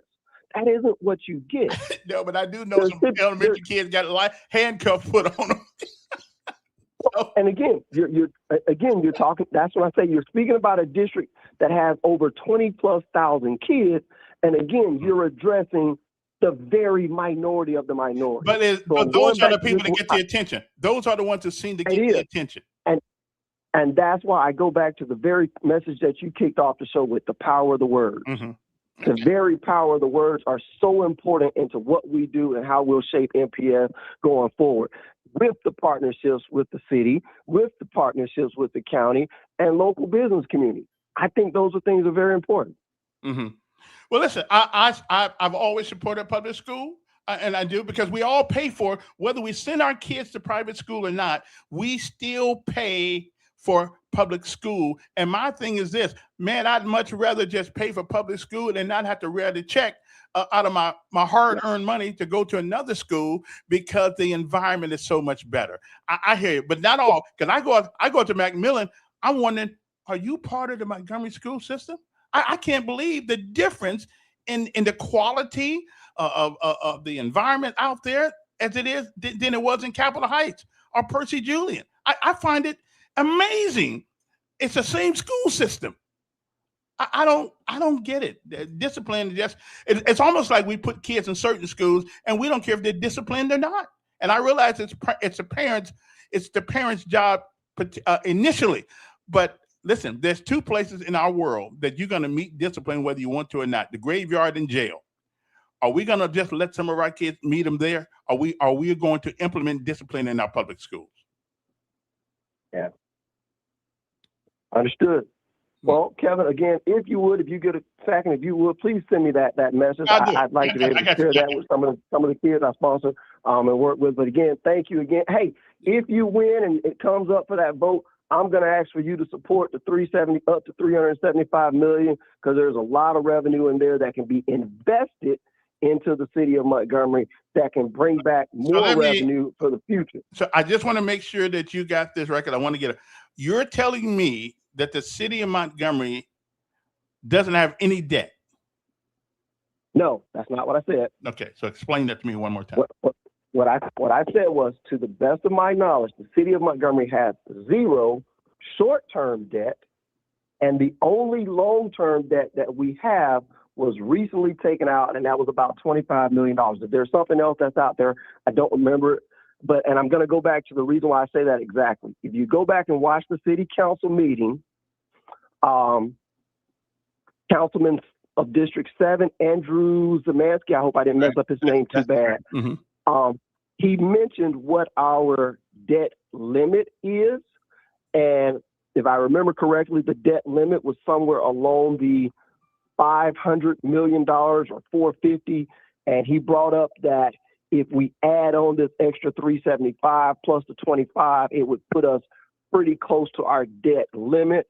And then that's when the way too smarter than me person from the finance department and specialist people came up and broke down, no, don't do it that way. When you do it this way, that we're setting it up, blah, blah, blah, gets broken off into this type of debt that doesn't affect this type. It was some really, really high genius level stuff that was above my pay grade. Yeah. But based on what they were saying and what I have been able to follow up on myself, the city has zero short-term debt and approximately about $25 million in long-term debt, which was established to support the initiative of the Jackson Hospital. If that is true, now, as my understanding, we are paying about $21 million a year in debt service. My understanding. If we go 375, then we're going to pay approximately $50 million a year in debt service. A lot of money there. But again, when I borrowed money from my car, I've been able to drive it for a couple of years because I didn't have to pay it off at one time. And so I understand that the premise there and what's going on. Let us do some. Again, I don't know everything. Obviously, everybody can tell you that. But let me look at that, because if we only down at $25 million, if what you say is true, it deserves some consideration. But let me make sure all that you just told me is true. Not that I'm saying you're lying, it's just that I don't know. I think some people don't know. And some of this is, like I said, a lot of this is based on how the information was presented over the last city council meeting and what I've been able to just kind of find out since. So I may be wrong, and I'm not ashamed to say that, hey, if I'm wrong, I'm wrong. But I think we have not invested. We have not invested in the city of Montgomery for far too long. We have not invested in the city of Montgomery, whether it be the infrastructure and some things where the past administrations, when you look back at some of the things that have taken place, you go back to, I remember I had just moved back to Montgomery when the Biscuit Stadium became a concept. And when we look at what the Biscuit Stadium, that old railroad hub that was there, we turn that into Biscuit Stadium and then look at what that rippling effect did for downtown Montgomery. And I would agree. Listen, when the Biscuit thing first came out, everybody was totally against it. I don't care nothing about baseball myself, but I wasn't against it. Anything besides another race monument, I'm all for. That's why I will support now we can figure out how to get people down into that water down there. I'd be all right. I don't know how we're going to do it, but you're right. I've taken up enough of your time this morning. All right. Again, talk with you later, Kev. All right, appreciate it. So we only got 25 million short. We'll see. Now,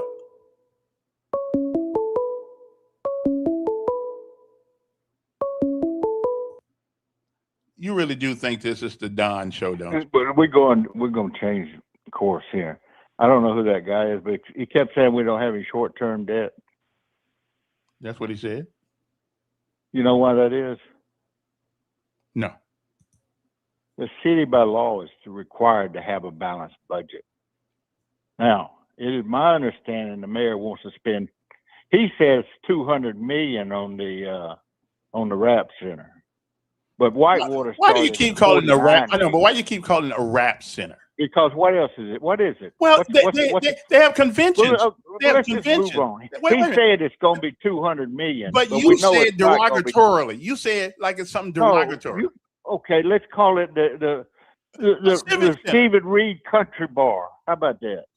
Okay. You think his name ain't going to be on it? You I don't think know whose that it's name gonna is spend on it. 200? You think it's going to be $200 million? I don't know. He wants 375, right? Right. Whitewater started out at 49 million. And we're talking about education. What's that big, huge, beautiful thing they're building over there on the bypass? You're talking about the new Percy Julian High School. Yeah. So why are we talking about like ain't nobody putting money into the schools? Well, the money. Then you're going to say infrastructure. There's not one dime they think about putting infrastructure. And then the lie he told you about, he wanted to pay down debt. When I asked him how much debt he wanted to pay down and what was the cost of the existing debt and the new debt, he had zero answers because it's what they play in. And okay, Willie says people want options, right? Yeah. How about let the people vote on this $375 million and see if air conditioning is a bother for them out at the fairgrounds? But let's Willie. How about you? Surely you'd be for this because people want options. Put it on the vote. All right. And with that, I got to take a break. Got to go get me some milk, and we'll come back. The numbers here, of course, are 521-2963. Somebody else, please call. I got one line and all, but so don't let John get back through today. I'm tired of him for the day. Okay. Sometimes he says lots of things that are kind of like myself, that are kind of rude and crude, but they're true. And just because you don't like the delivery doesn't mean it's not true. But sometimes his delivery certainly really sucks. Calling it rap center. Give me a break. I don't even know if the mayor even likes rap. I know I don't. But we'll be back right after this break.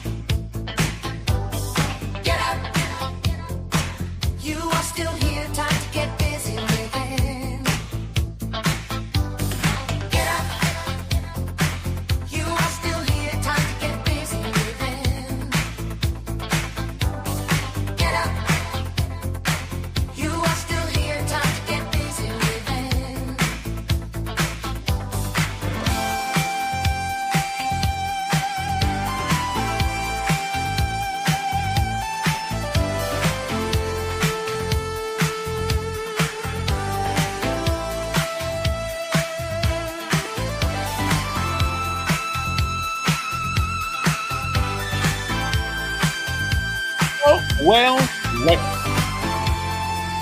All right, turn that off now. We're good. We're back.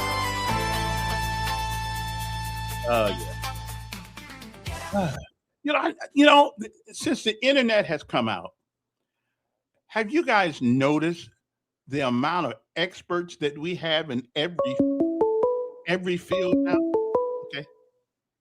I just want you to know, since the internet has come out, we got experts on everything. All you got to do is ask the question, and an expert will call you. Okay, That's all I'm saying. I didn't know we had so many. What's going on, Simply Days? Second call, second hour, Mayor. I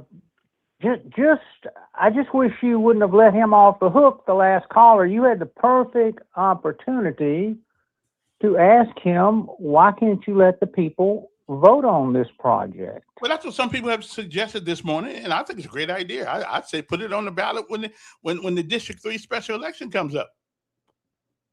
Well, we know that we don't want to paint things with a broad brush, but we know that the Montgomery Public School System has had a history of folks stealing money. But not that much. We know, they ain't stole that much. They stole what they found over a short period. They didn't go back many years to see how much had been stolen. But we know they've gotten a bad report card year in and year out. We know just by what we heard on your show that they're paying two principals. I wonder, a lot of money for one small school, but I guess that's not under the broad brush. But anyway, he paints with a narrow brush, because his brush is real narrow when it comes to what's causing the decline of Montgomery population. And he kept wanting to paint Pike Road. He kept saying Pike Road, long before Pike Road was a town. He came on board, I think, in 97, right in there. Long before that, you had people leaving Montgomery going to Prattville, Wetumpka, Auburn, Tallahassee, long before Pike Road came on board. And he wants for some reason Pike Road seems to be a thorn there to him. Well, I'll tell you something. Also, Hope Hall is in the process of putting together their own community, a city. Yeah, and in Hopeville, all these little bedroom communities, people have been going there for a long time before Pike Road came on board. But there's one true statement about Pike Road and Montgomery. Pike Road is growing and Montgomery is decreasing in population. Have a good day. Wait a minute. Do we have any inkling of an idea? 'Cause I like Montgomery. A lot of places I can live. Is there any inkling of why you believe that we are losing population? Oh, yes. There's no doubt in my mind. I talked to, and it's just like I got a family member in the military and avoided all costs coming to Montgomery. It's just like the British couple that goes all over the United States. And they came to Montgomery and they were talking to the people on the street and they said, we were talking to other people at places to go in Alabama and they talked about this place and that, but nobody ever mentioned Montgomery. He said, what's the deal? And the first guy he talked to is about safety. That's what safety. But now, isn't Birmingham a little bit worse than Montgomery? Well, right now, Montgomery's running ahead of Birmingham in homicides, but Birmingham's the same way. They have left Birmingham and gone to the bedrooms, communities all around. Well, but I mean, it's there's a lot of factors that play in there. I mean, safety is the number one thing. Yeah, of And course it is. Yeah, of course. and it's not an arena downtown. And the thing that if we've got so much money in reserve, and you know that we keep hearing this from the mayor and his cronies that Montgomery's in the best financial shape. No other mayor in the history of this city got the federal money pumped into Montgomery during COVID and after that this administration got. And they could use money for other things that they would normally have because they had that money to spend. As a matter of fact, my understanding that the money for the small business people is still there, and most of the money that's been spent has been spent on consulting rather than giving it to small businesses. So I don't.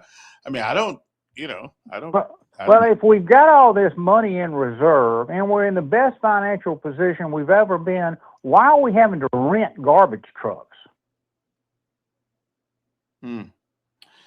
Why can't we keep our equipment up? Police cars, nothing. But why can't we do that if we're in the best financial position? That did come up the other day, and the mayor said that was a reasonable explanation to me. It's hard for the city or even the state, I guess, to compete with the civilian sector when it comes to mechanics. Mechanics make good money, and evidently Montgomery cannot. Well,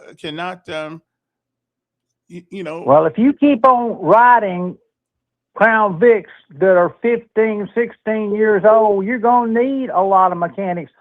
They used to have a lease program, and I was involved in the equipment part of it, and we would roll those cars out. It was under a lease program, and you keep them, and you wouldn't let them get high mileage. And you'd rotate them out because just what you said, the cost of mechanics trying to keep those vehicles up, that equipment up, outweighs it. So you lease them and you rotate them out so you don't bear the cost long term of that maintenance. But evidently they changed that system. So now we're renting garbage trucks. Well, if what you say is true, is it possible that could be a cheaper way of doing it than to buy them, I guess, and they break down? I don't know. What does the garbage truck cost? What $200,000 or something? I don't know what it costs, but well, whatever that, we got rid of the street sweepers that used to sweep, and that's another question you asked. Why Montgomery needs the downtown looks great, but when you get out to other areas, there needs to be some. Of course, the mayor did away with the detail where they were picking up trash, where they had the prisoners in the jail picking up trash. He said that didn't look cool, so we did away with that. Oh, well. Okay. All right. Appreciate it. Have a good day. If I'm in jail, let me go out and pick up some trash to get the hell off from these bars. I wouldn't have a problem. But I do remember a couple of years ago that came up, and politically, I guess it looked unappetizing to have people out there and they stopped them from doing it. Hello, I guess they said it was dangerous. Being in jail ain't dangerous. Yes. How you doing, Ken? Doing How fine. you doing? How you doing? I'm doing fine. But listen, you ain't got to worry about Montgomery because we get ran over every morning for them coming back into work. They're not too scared to come here to work. Well, that's a great point. It ain't that dangerous. They're not too scared to come here, come down I-85, almost kill you in the morning at 6 o'clock. Coming down crossing the Alabama River, coming into Montgomery on Heron Street. That's the reason I told the mayor he ought to put up a toll bridge. Mm-hmm. They take the money out of Montgomery, but they come here to make their money. They don't have any jobs to go to in the places that they build their homes in. They come here to make the money and take it back to their little that's town. That's why we ought to put that tax That's why we ought to put a toll bridge on all four corners of Montgomery and collect the toll money like they're doing in Wetumpka. Yeah. That's what he ought to do. Yeah, you gotta pay a toll to get to Millbrook. Montgomery. To get to Millbrook, you gotta pay a toll to get over there. That's it. And that's what he should do. But you ain't got to worry about Montgomery, because unless they move them white buildings downtown, they're going to be running over us on Mountain Avenue every day at 6 o'clock and 7 o'clock, trying to get from way out to Pike Road back downtown. Yeah, I think we need to put that commuter tax in. Yeah, ain't but 1% anyway. If you live here and you work, but now the disadvantage of the commuter tax, and it is a disadvantage that people who live here will actually have to pay it also. That's the business of doing business in Montgomery. Yeah. But the point is this: they scared as hell, but they're not scared to come to their job. They ain't scared to come in. Man, they don't go to Montgomery. Oh, I got to go to work. Where you work at, Montgomery? I said, okay. Okay. Okay. Appreciate it. If you want to give us a call, 521-2963. But what did they call that tax? Somebody said it's a commuter tax, but it's I'm done with you for the day, my friend. I get somebody else a chance to call in. We pay toll every day to live in the Chocolate City. Okay, well, I pay it too. You know, we all pay it. I saw regular workers last week in Montgomery.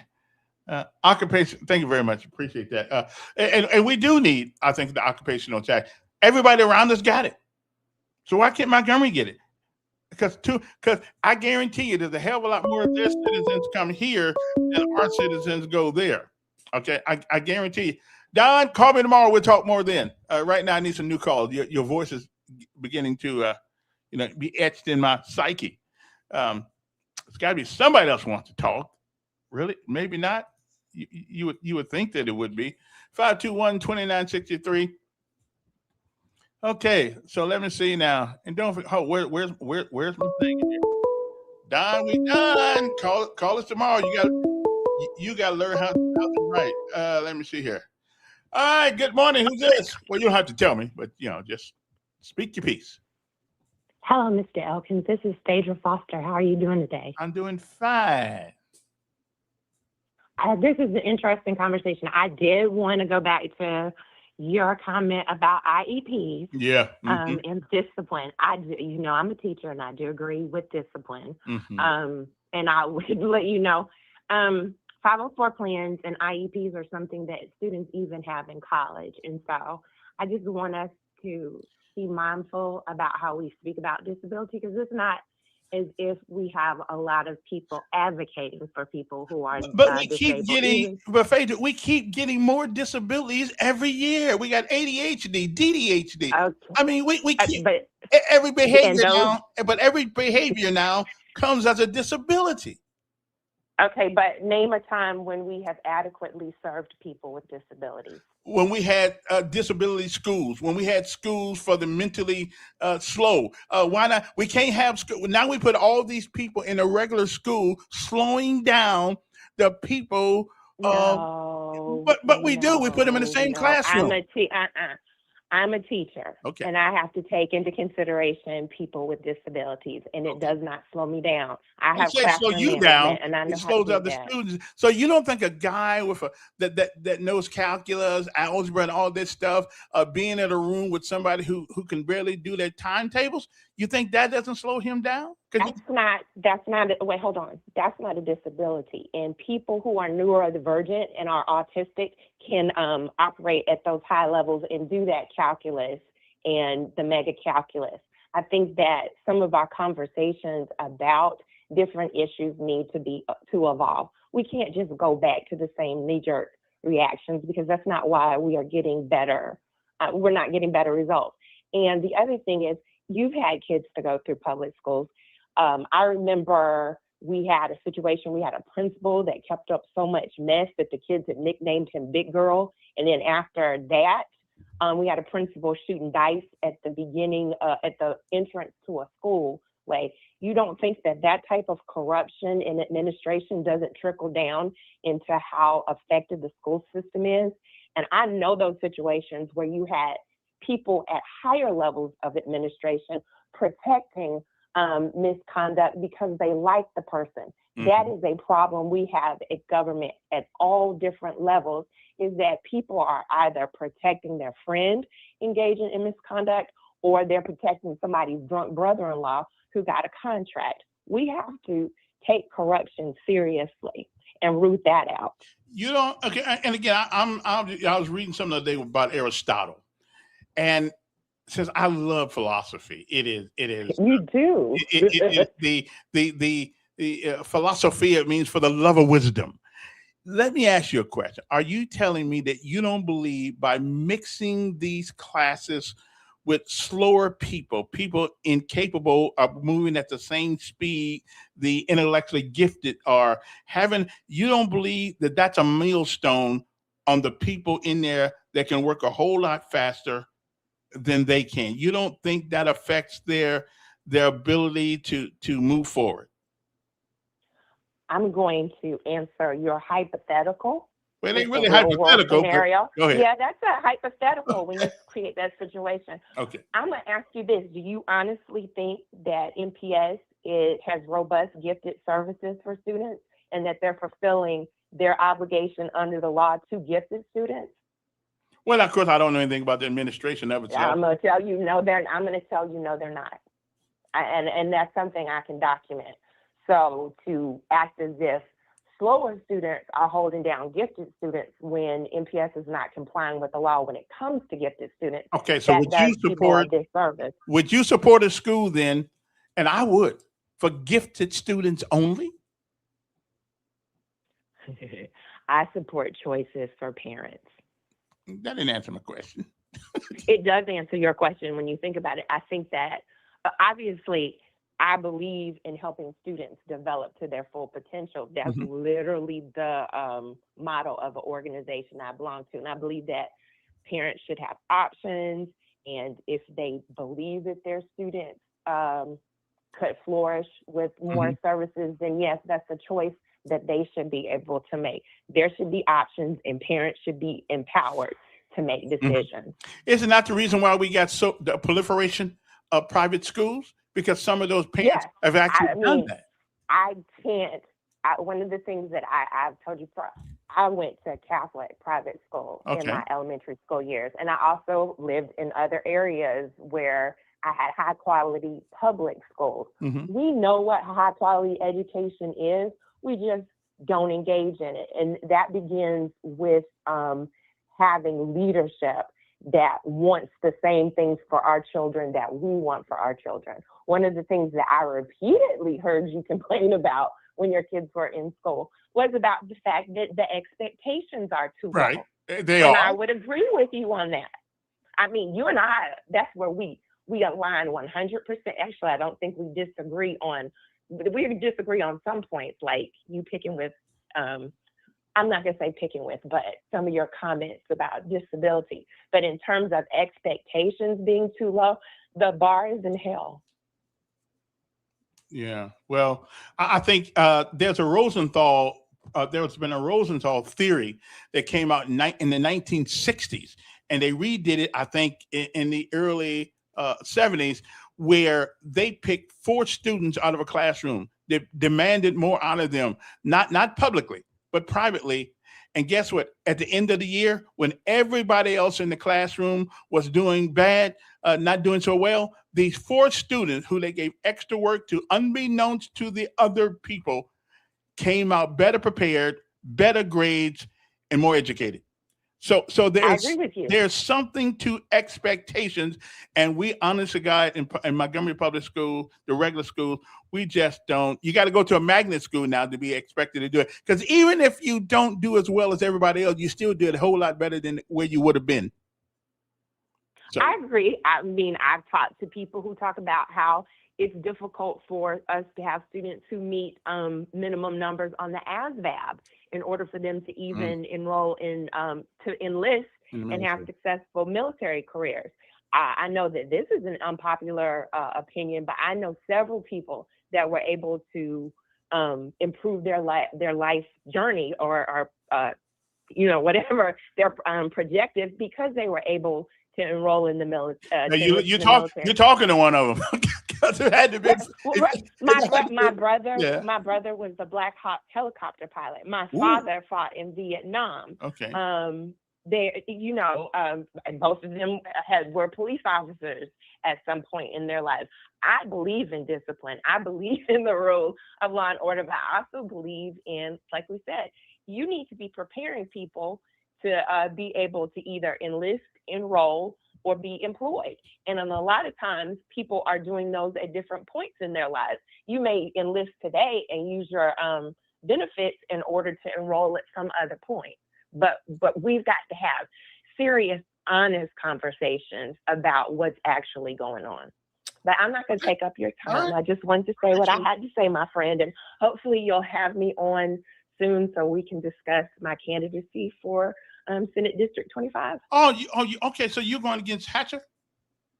No. He switched back to 26, and Barfoot switched back to 25. So we actually have a competitive race. Okay, well, good. Well, certainly you come on.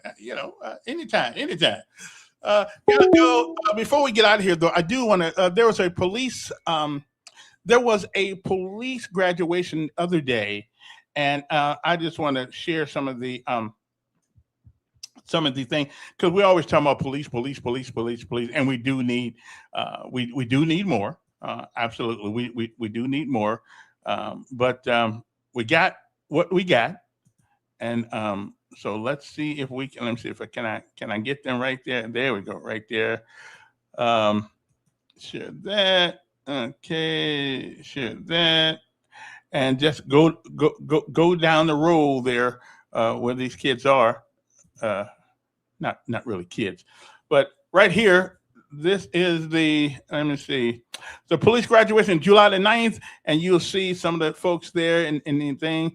Graduates recite the code of ethics as the Montgomery Police Academy graduation is held at City Hall Thursday, July the 9th. Representatives from all the law enforcement agencies graduated class 2026-A and class 2026-1 during the ceremony. Mickey Welch is the guy who put this out. You see the police chief there, Montgomery Police Chief James Grayboy, speaks to the Montgomery Police Academy graduation that is held in the City Hall of Montgomery. Also, moving right along to other things, we got the Montgomery Police Honor Guard, who presents the colors of the Montgomery Police Department. Good. Thanks, Mickey, for giving us that stuff. This is Captain C.T. Turner.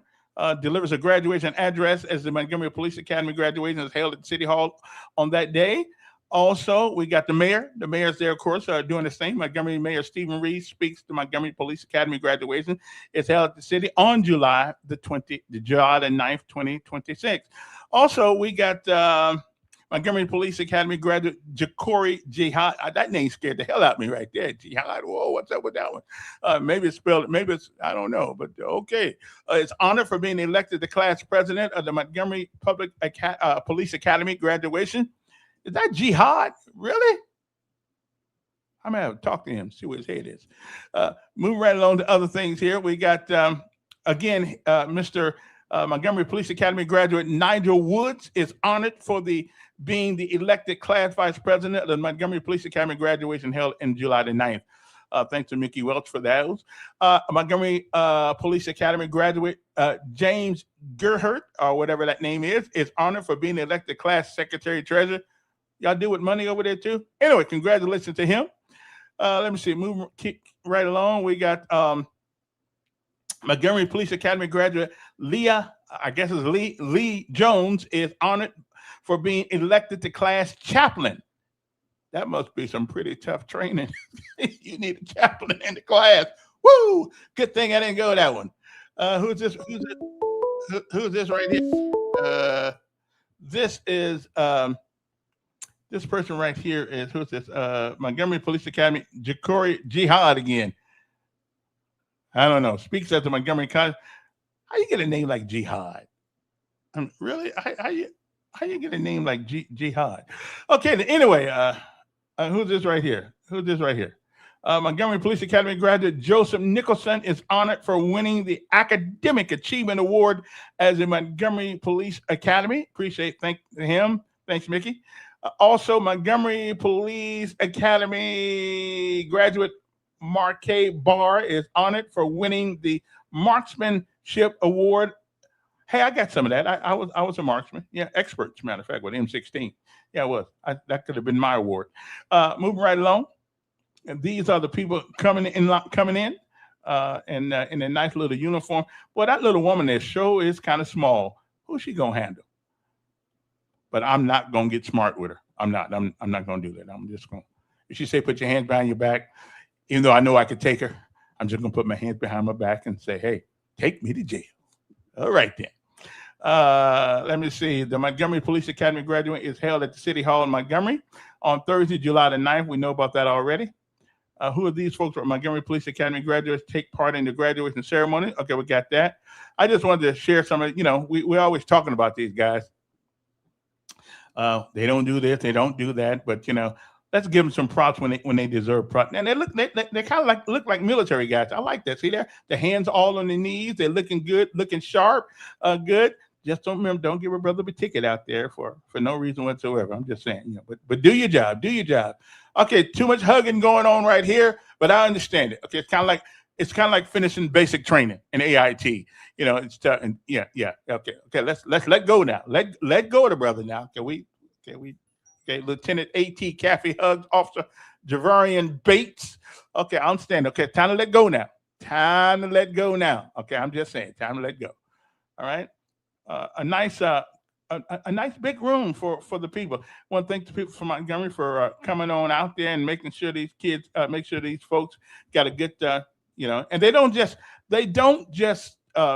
graduate people that go into Montgomery Academy. Montgomery Police, they graduate, I think, going all over the state. As a matter of fact, Prattville Police, I know Mark, Thompson hugs new, see, it's a black man and a white man getting together. That's what I'm talking about. Those are the pictures I like to see. Okay, because if you listen to some of us, we just hate each other. We don't hate one another. We just got to get to know one another. Okay, that's what I'm saying. Nigel Woods at the Montgomery Police Academy graduation. Okay, and this right there. Lee Jones gives the benediction at the Montgomery Police Department graduation on July the 9th, 2026. So we want to thank these guys for putting their butt on the line, and we want to thank them for going through all that tough training and all that stuff. And on tomorrow, we talk a little bit more about this. On July the 4th, a boat trip on an 18-year-old, they found him dead, and the family searched for answers in the deep south. This is in Mississippi. We can get in some of that tomorrow if we have to, but I don't know exactly what happened there, but something happened there. I don't know what, but hopefully we're going to find out what happened before it's all said and done. Anyway, thank you folks for joining us today. Don't forget, you got to vote for me. That's right, because I am the most vocal member of the group that's running. Okay, I'm not gonna say I'm the smart. There are a lot of smart. There are a lot of smart people out there. A hell of a lot smarter than I am. And this was on. If this was on. I won't mention that. Yeah, I won't mention that. I ain't got nothing to do with it. Well, unless I'm asked. Unless I am asked, I will answer the question. Okay, I'll be the same in private as I am in public, or public as I am in private. I'll answer the question. But since we're really not on that subject, okay, that's got little to do with being on the city council of Montgomery. Since the city doesn't make laws like that, that's got little to do. But I do want to talk about, as this race goes on, how do we change the culture in Montgomery? Because it doesn't make any difference how much money we have, how much money we borrow, how much money we see in the horizon. If nobody wants to move here, that's not a mayor problem. That's not a city council problem. That is a citizen problem in Montgomery. And we have got to be the ones, we have got to be the people to determine how do we change the culture of Montgomery, not just Montgomery, but since we live here, how do we change that culture? How do we hold people responsible to the fact that they don't want to keep doing what they've always been doing? Okay. Because I think it was Albert Einstein who said, the definition of insanity is keep doing the same thing you've always been doing and expecting different results. So I think we need to try something different. Okay. How do we change the culture of Montgomery? And then maybe maybe one of the good things we can send out to the United States is how we did it, how we get our young folks to stop shooting each other, carrying guns, breaking into people's businesses, understanding that every time a business is broken into, it takes the price up of everything. Okay, because they got to recover what they've got to pay out now. When people are scared to do business with you, you have no business. Okay, when people are scared to go to certain parts of town, they have no business. Okay, so anyway, gotta go. Have a great day, everybody, and don't forget today's lessons of life. Wait a minute, I got it here someplace. I got it here someplace. Well, it's not there. All right. Anyway, where's the lesson of life? Anybody got it right here? Well, I guess we don't have it anymore. Okay. Well, I had it up there, and it is a good lesson of life. As a matter of fact, now cancel that right there because it's something that we all need to hear. Remember today's wording was the power of words. Well, that's what we are going to do. We're going to tell you a little bit about today. And tomorrow we're going to talk a little bit about what's happening in Mississippi. Has the great evil spirit of racism, true racism, has it shown its ugly head one more time in Mississippi?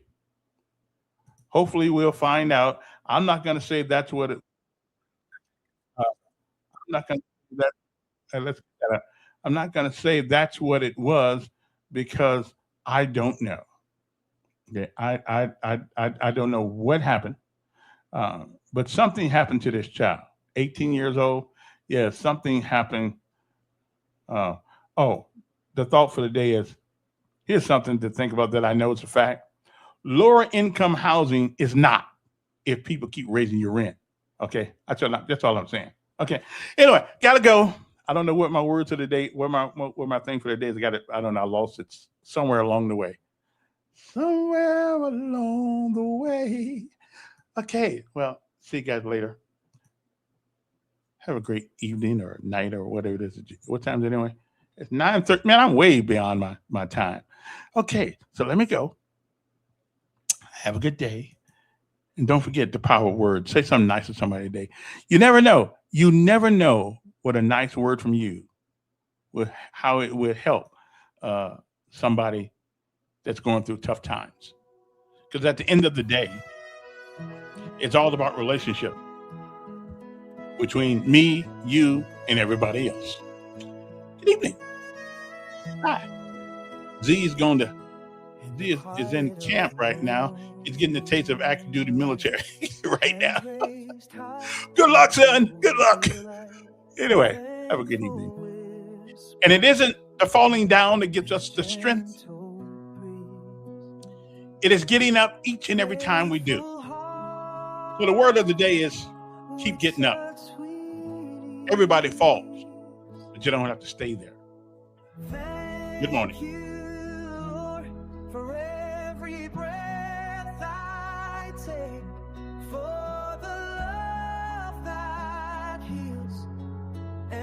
Joy you make in the tapestry of life.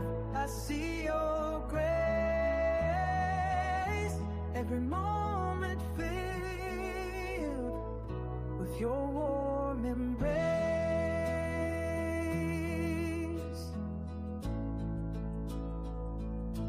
Through valleys deep and mountains high, your faith a beacon in the sky.